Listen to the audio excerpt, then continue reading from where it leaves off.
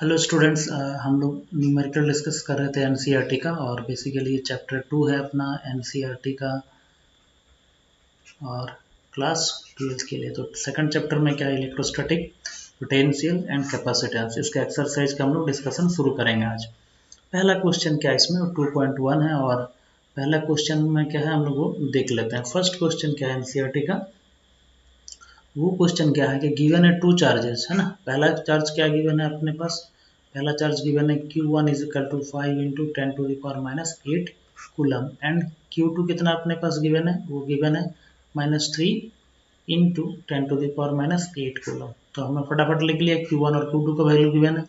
Are located 16 centimetre apart, इन दोनों के बीच में जो डिस्टेंस हो कितने का वैल्यू गिवन है 16 सेंटीमीटर। तो इसको हम मीटर में लिख लेंगे तो कितना होगा 16 इंटू 10⁻⁻2 मीटर, मतलब 0.16 मीटर। बात समझ में आ गई। क्वेश्चन क्या है, at what points on the line joining these two charges is the electric potential zero. ठीक है, take potential at infinity to be zero. बात समझ में आ गई। तो क्वेश्चन क्या पूछा है, कुल मिलाकर क्वेश्चन ये है कि दो जो चार्जेज है अपने पास, ठीक है, ये चार्ज अपना मान लेते हैं Q1 और ये अपना चार्ज Q2। ठीक है, इन दोनों को जो मिलाने वाली स्ट्रेट लाइन है, ठीक है, लाइन ज्वाइनिंग जो होगा, इन दोनों लाइन चार्ज को जो मिलाने वाली लाइन है उसी पर कोई एक पॉइंट बोला, आप खोज के निकालो, कैलकुलेट करो जहाँ पर पोटेंशियल जीरो होगा। ठीक है, और हमारे पास ये भी गिवन है, इनके बीच में जो डिस्टेंस वो कितने का है 0.16 मीटर का। बात समझ में आ गई। थोड़ा सा अगर हम इसकी आगे कैलकुलेशन करें तो हमें देखने को मिलेगा, हम ये मान लेते हैं कि यहाँ पर कोई P पॉइंट है, इस जगह पे कोई P पॉइंट है जहाँ पर हमने क्या मान लिया, पोटेंशियल जीरो है, लेट अस कंसिडर कर लिया। और ये P पॉइंट बेसिकली अपना Q1 चार्ज से, अपना किस चार्ज से, Q1 चार्ज से x डिस्टेंस पे है। ठीक है, P पॉइंट। तो जाहिर सी बात है ये P पॉइंट Q2 चार्ज से कितना डिस्टेंस पे होगा, Q2 चार्ज से होगा x माइनस इस वैल्यू को सब्ट्रैक्ट कर दो तो 0.16 मीटर। बात समझ में आ गई। अब P पॉइंट पे नेट पोटेंशियल क्या होना चाहिए, जीरो होना चाहिए। मतलब Q1 के कारण पोटेंशियल अगर V1 है और Q2 के कारण पोटेंशियल अगर V2 है, किस पॉइंट पे, इस P पॉइंट पे, तो वो दोनों का सम किसके बराबर होना चाहिए, जीरो के बराबर होना चाहिए। अब V1 का वैल्यू क्या होगा K Q1, ठीक है, अपॉन R। R का मतलब यहाँ पर कितना X है ना। इस P पॉइंट का डिस्टेंस कहाँ से, इस P पॉइंट का डिस्टेंस कहाँ से, इस Q1 से। बात समझ में आ गई। ओके, तो हम लोग इसको सॉल्व करते हैं आगे। प्लस क्या होगा, V2 का वैल्यू कितना होगा, V2 का वैल्यू कितना होगा K, है ना, Q2 upon distance of point P from the charge Q2। कितना डिस्टेंस है भाई, x माइनस 0.16 लिख दो, x माइनस 0.16। ओके, अब इसको क्या करना है, इसको जीरो के बराबर आपको रख देना। एक स्टेप आगे सॉल्व कर लेते हैं हम लोग। देखिए दोनों में k कॉमन है, तो k कॉमन निकाल कर राइट साइड में भागा कर देंगे तो जीरो हो जाएगा। बचेगा कितना Q1 अपॉन x, ठीक है, plus Q2 upon x minus 0.16, ये जीरो के बराबर आ गया। ठीक है, इसको अगर हम सॉल्व कर लें यहाँ पर तो Q1 अपॉन x बराबर minus Q2 upon x minus 0.16 आ गया। ठीक है, अब कुछ नहीं करना है, इसको थोड़ा सा आगे हम लोग सॉल्व कर लेते हैं। Q1 का वैल्यू अपने पास गिवन कितना है, क्वेश्चन में देखिए Q1 का वैल्यू अपने पास गिवन है 5 इंटू 10⁻⁻8। ठीक है, तो लिख लेते हैं हम लोग Q1 का वैल्यू कितना है 5 into 10⁻⁻8। Okay, coulomb upon x लिख लेते हैं, बराबर कितना गिवन है अपने पास Q2 का वैल्यू -3 इंटू 10⁻⁸ कूलम अपॉन कितना x माइनस 0.16, बस इसको लिख दिए। अब इसको कुछ नहीं करना, सीधे सॉल्व करना है। ठीक है, इसको जब हम सॉल्व करेंगे देखिए ये दोनों जगह से 10⁻⁸ और यहाँ पर भी 10⁻⁸ कैंसिल आउट हो जाएगा। तो बेसिकली बचेगा कितना 5 अपॉन x बराबर, ये माइनस माइनस प्लस हो जाएगा तो 3 अपॉन x माइनस 0.16। ठीक है, इस इक्वेशन को आपको सॉल्व करना है। तो सॉल्व कर लेते हैं हम लोग। इसको अगर सॉल्व कर लेंगे तो कितना बचेगा, ये 5 है ना इंटू ये बचेगा 5 into X minus 0.16 is equal to X into 3, basically 3x। अपना सॉल्व हो गया। आगे चलते हैं। तो ये 5x और ये कितना हो जाएगा, इसको अगर हम मल्टीप्लाई कर लें तो कितना हो जाएगा 0.80 इज इक्वल टू 3x। ठीक है, तो इसको हम सॉल्व कर लेते हैं। 5x इधर 3x आ जाएगा तो कितना होगा 5x माइनस 3x बराबर 0.80। ओके, तो कितना आ गया हमारा, ये 2x आ गया, 2x बराबर 0.80। ओके, तो x की वैल्यू कितनी आ जाएगी आपकी 0.80 अपॉन 2, मतलब कितना आ गया 0.40। कितना, ये मीटर में आ गया। इसको अगर हम सेंटीमीटर में लिखेंगे तो कितना होगा 40 सेंटीमीटर। और x की डिस्टेंस क्या थी, इसको अगर आप याद करो प्रीवियस जो मैंने बताया आपको, यहाँ पर अपने चार्ज लिया था Q1, ठीक है, और यहाँ पर बीच में कई चार्ज था हमारा Q2, और यहाँ पर पॉइंट था P। P पॉइंट से Q1 का डिस्टेंस क्या था x। इसका मतलब पोटेंशियल जो P पॉइंट पे होगा अपना जीरो, वो कितना डिस्टेंस पे होगा 40 सेंटीमीटर से। ठीक है, और अगर हम Q2 से कितना डिस्टेंस पे बोलना चाहिए तो कितना था हमारे पास x माइनस 0.16। तो 0.16 को हम 16 सेंटीमीटर लिख सकते हैं, मतलब x माइनस 16 ये सेंटीमीटर में आएगा। तो अगर x की वैल्यू 40 आया अपना, तो 16 से माइनस करेंगे तो कितना 24 सेंटीमीटर। इसका मतलब ये Q2 चार्ज से 24 सेंटीमीटर में पोटेंशियल जीरो होगा, और Q1 चार्ज से कितना सेंटीमीटर में 40 सेंटीमीटर में अपना पोटेंशियल जीरो होगा। यही क्वेश्चन था अपना। ठीक है, सॉल्व हो गया। नेक्स्ट क्वेश्चन में आते हैं। ये क्वेश्चन एनसीईआरटी का ही है और चैप्टर 2 का ही क्वेश्चन है। देखिए 2.2 है, क्या है, एक रेक्टेंगुलर रेगुलर हेक्सागन दिया आपको, रेक्टेंगुलर नहीं, ये रेगुलर हेक्सागन दिया, of side 10 centimetre, has a charge 5 microcoulomb at each of its vertices, calculate the potential at the centre of the hexagon. Question समझ में आ गई आपको ऑब्वियसली। अब हेक्सागन देखिए, अभी रेगुलर हेक्सागन दिया अपने को। ठीक है, इस तरीके का कोई रेगुलर हेक्सागन हम बना लेंगे। ठीक है, तो अगर हम कोई रेगुलर हेक्सागन ड्रॉ करेंगे, ठीक है, इस रेगुलर हेक्सागन में कितने वर्टिसेस हैं 6 वर्टिसेस हैं, और 6 वर्टिसेस पे कितना चार्ज रखा गया है 5 माइक्रोकूलम। तो इसको 1 नाम दे देते हैं, 2 3 4 5 और 6, और सारे जगह में चार्ज रखा गया है। ठीक है, और कितना अमाउंट का रखा गया 5 माइक्रोकूलम। तो इसको हम लोग लिख सकते हैं 5 इंटू 10⁻⁻6 कूलम। ठीक है, और एक एक साइड का डिस्टेंस दिया है 10 सेंटीमीटर। कितना दिया साइड का, एस की वैल्यू कितना दिया है 10 सेंटीमीटर। ठीक है, मतलब 0. आपका हो गया 1 मीटर। ठीक है, अब क्वेश्चन क्या है कि हेक्सागन का सेंटर में आपको क्या निकालना है, नेट पोटेंशियल का वैल्यू आपको निकालना है सेंटर में। ये अगर सेंटर है तो हेक्सागन की प्रॉपर्टी अगर आप याद करोगे तो इस तरह का जितने भी ट्रायंगल बनेगा वो सारा क्या बनता है, इक्विलैटरल ट्रायंगल बनता है, समबाहु त्रिभुज बनता है। ठीक है, तो जैसे ये समबाहु त्रिभुज बनता है इक्विलैटरल ट्रायंगल में, तो इसमें क्या होगा कि जो अपना सेंटर से लेकर हर एक जो वर्टिसेस का डिस्टेंस होगा वो कितने का होगा, हर एक वर्टिसेस का डिस्टेंस कितने का होगा। अगर ये 10 सेंटीमीटर है, ये भी 60 डिग्री हो जाता है। प्रॉपर्टी अगर आप देखोगे तो ये भी 60 डिग्री और ये भी 60 डिग्री होता है। तो अगर ये 10 सेंटीमीटर है, ये 10 सेंटीमीटर हो जाएगा, ये भी 10 सेंटीमीटर हो जाएगा, ये भी 10 सेंटीमीटर होगा, ये भी 10 सेंटीमीटर होगा, ये भी 10 सेंटीमीटर होगा, और ये भी 10 सेंटीमीटर होगा। इसका मतलब कि हर एक चार्ज से, हर एक वर्टिसेस का जो चार्ज से सेंटर तक का डिस्टेंस जो होगा वो भी अपना कितना हो जाएगा, जो अपना आर का वैल्यू होगा वो आर की वैल्यू कितना हो गया 10 सेंटीमीटर। और जैसे ये 10 सेंटीमीटर का मतलब कितना हो गया 0.1 मीटर। बात समझ में आ गई। और अपने पास देखो क्या बोला, सारे जगह में चार्जेस क्या हैं बराबर हैं। ठीक है, और पोटेंशियल अपना क्या है स्केलर क्वांटिटी, इसलिए वेक्टर का कोई झंझट नहीं है। तो टोटल पोटेंशियल अगर हम लिखना चाहें तो टोटल पोटेंशियल कितना लिखा जाएगा, अगर इस जगह में Q1 है तो टोटल पोटेंशियल नेट पोटेंशियल क्या लिखा जाएगा V1 plus V2 plus V3 plus V4 plus V5 plus V6।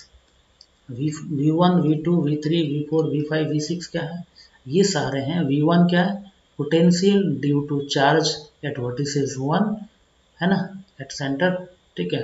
V2 क्या है, potential due to charge at point 2 that is second vertices at origin और सेंटर, ठीक है। इस तरीके से सब है, लेकिन चूंकि चार्ज की वैल्यू बराबर है, चार्ज सब जगह में बराबर है, तो सारे पोटेंशियल क्या हो जाएंगे अपने, और डिस्टेंस भी बराबर है, तो ये सारे क्या हो जाएंगे, पोटेंशियल आपके बराबर हो जाएंगे। ऐसा क्यों होगा, क्योंकि चार्ज क्या है आपका, सेम है, और डिस्टेंस भी आपका क्या है, सेम है, इसीलिए। तो हम नेट पोटेंशियल को कैसे लिख सकते हैं, 6V1 लिख सकते हैं, ठीक है। अब फटाफट इसकी कैलकुलेशन कर देंगे तो आंसर अपनी आ जाएगी। लिखते हैं इसकी वैल्यू, तो 6 टाइम्स के क्यू अपॉन आर, ठीक है। तो 6 और के की value 9 into 10 to the power 9 हो गया अपना, ठीक है। और आगे लिख लेते हैं क्यू की value 5 microcoulomb, 5 into 10 to the power 6 हो गया, कूलम में आ जाएगा 10 टू द पावर 6 लेंगे, और डिस्टेंस कितना है 0.1। अब सॉल्व कर लेते हैं इसको, ये 9 16 और 5 मिला के कितना हो जाएगा अपना, सॉल्व कर लीजिए इसको, ठीक है।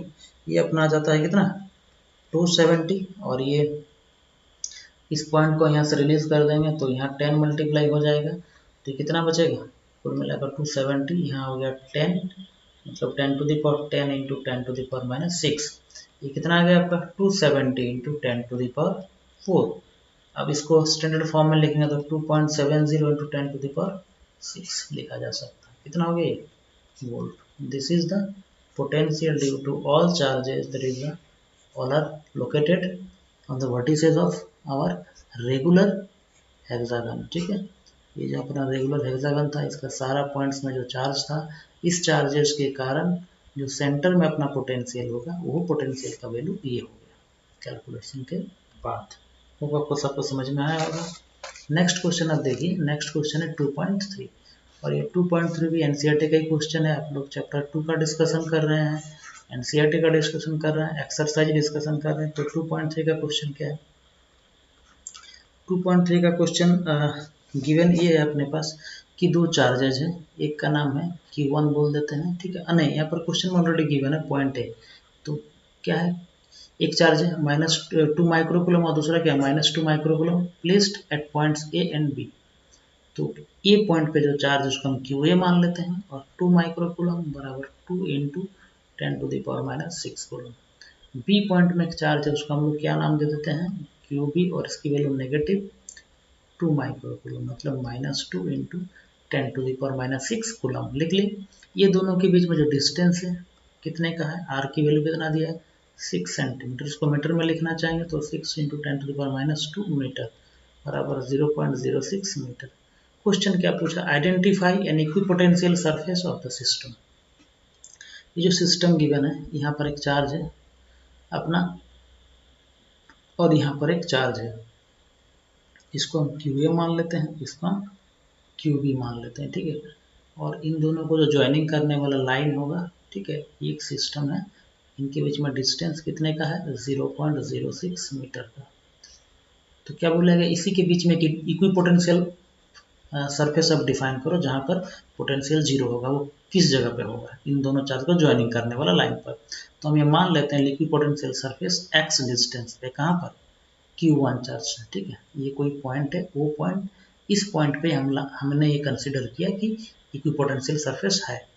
तो अगर ये डिस्टेंस x है, तो इधर वाली डिस्टेंस कितनी हो जाएगी अपनी 0.06 माइनस एक्स। ये तो बात आपको समझ में आ गई होगी।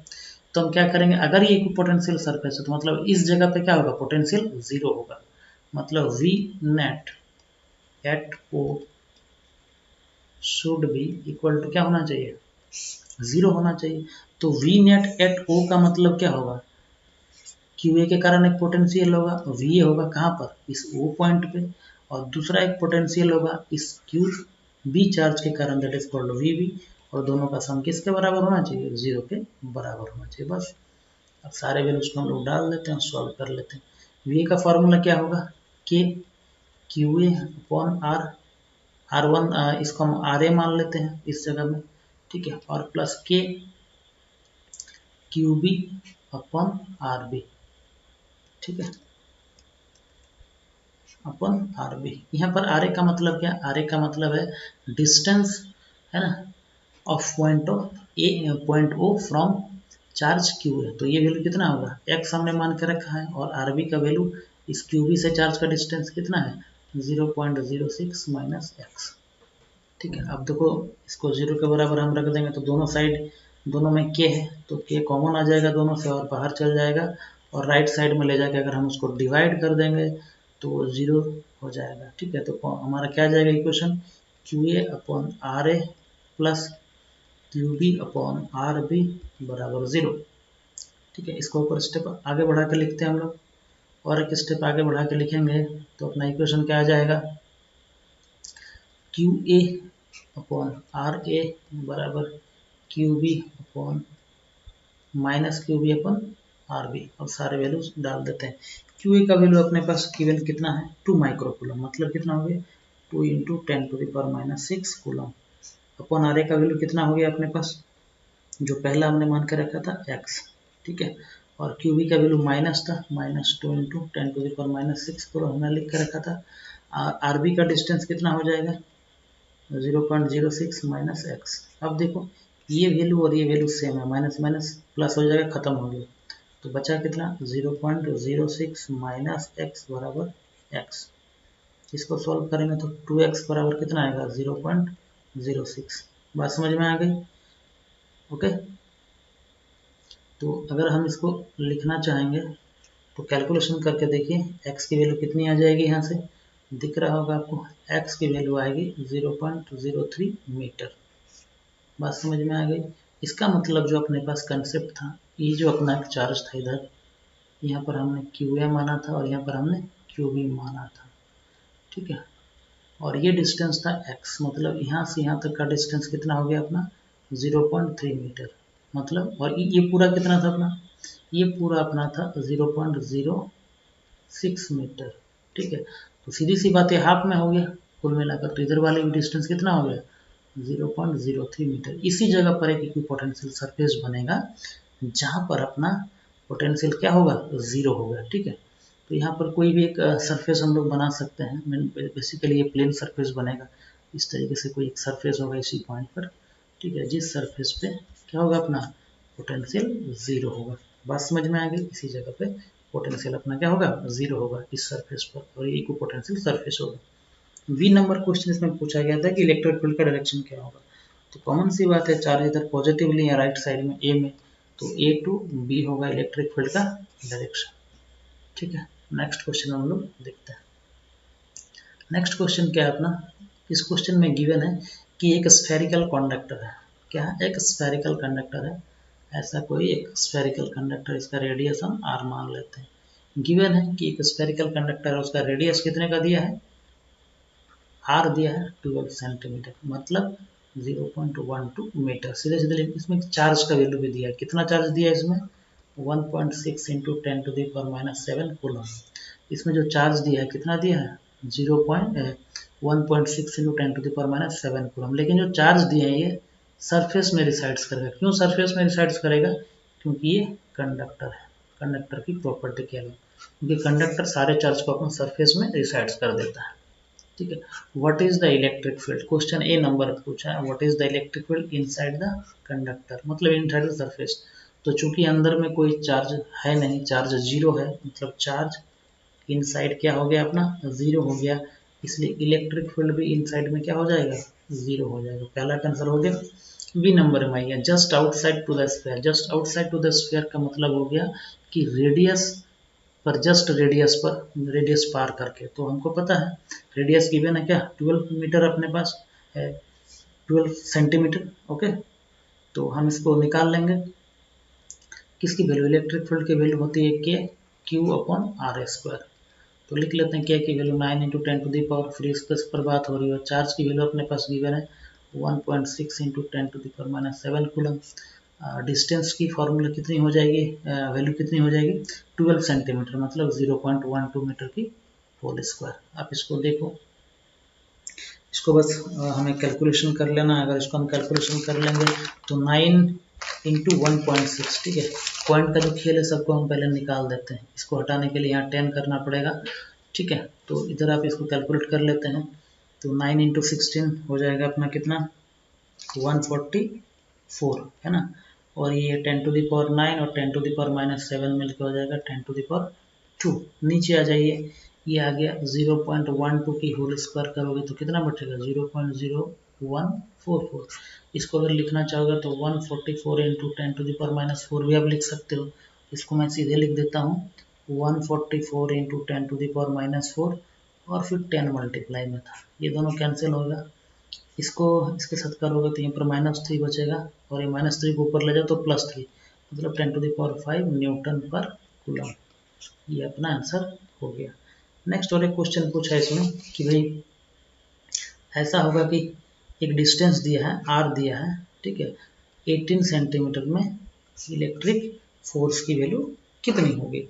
तो निकाल लेते हैं इलेक्ट्रिक फोर्स की, वही फॉर्मूला है कि Q/r²। चार्ज में तो कोई चेंज नहीं, 9 इंटू 10 टू द पावर 9 के का वैल्यू हो गया, कांस्टेंट का अपना वैल्यू Q का value 1.6 into 10 to the power -7 coulomb, और डिस्टेंस का जगह कितना आ गया, 18 सेंटीमीटर। 18 सेंटीमीटर को लिख सकते हैं कितना, 0.18 मीटर। यहाँ पर लिख देते हैं 0.18 मीटर दी होल स्क्वायर। अब इस पूरे चीज को सॉल्व कर लिए पहले ऊपर जैसा, तो 4.4 into 10 to the power +4 newton पर कूलम आंसर आएगा। होपफुली आपको समझ में आ गया होगा।